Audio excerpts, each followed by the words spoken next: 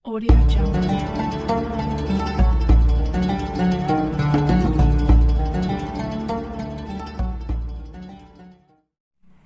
Assalamualaikum warahmatullahi wabarakatuh.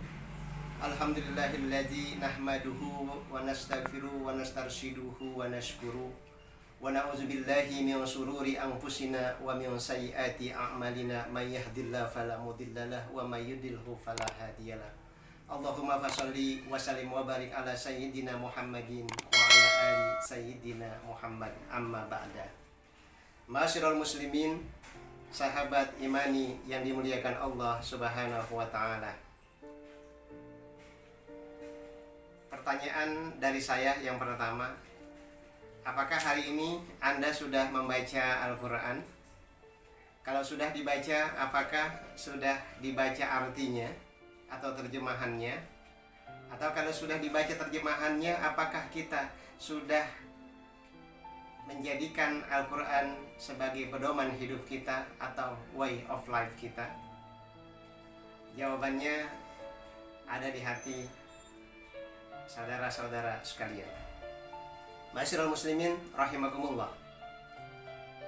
Seorang ulama besar, Syekh Rashid Ridho, pernah ditanya oleh Syekh Muhammad Shakib Arsela, bimaza taqaddama ghairuhum wa bimaza ta'akharal muslimun, atau dibalik bimaza ta'akharal muslimun wa bimaza taqaddama ghairuhum. Kenapa umat Islam mundur sementara umat lain maju? Syekh Rashid Ridho menjawab di dalam sepucuk suratnya kepada Syekh Muhammad Shakib Arsela, di antaranya adalah karena umat Islam telah meninggalkan Al-Quran sebagai pedoman hidup mereka, sebagai way of life mereka, sebagai petunjuk kehidupan mereka.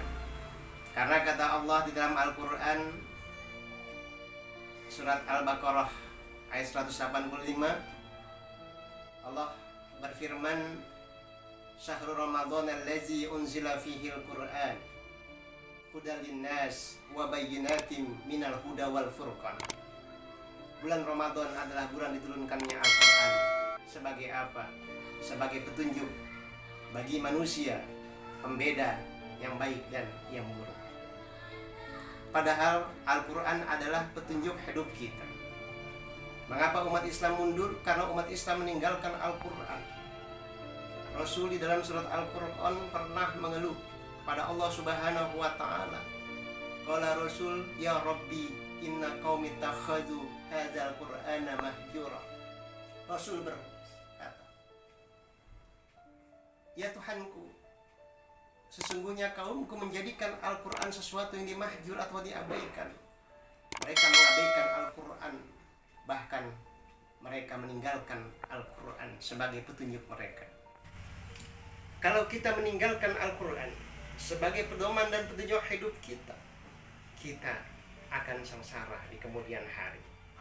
Karena berapa banyak manusia yang melalaikan, bahkan meninggalkan Al-Quran. Al-Quran hanya dijadikan sebagai pajangan. Al-Quran hanya dijadikan sebagai alat mas kawin ketika mereka akan menikah.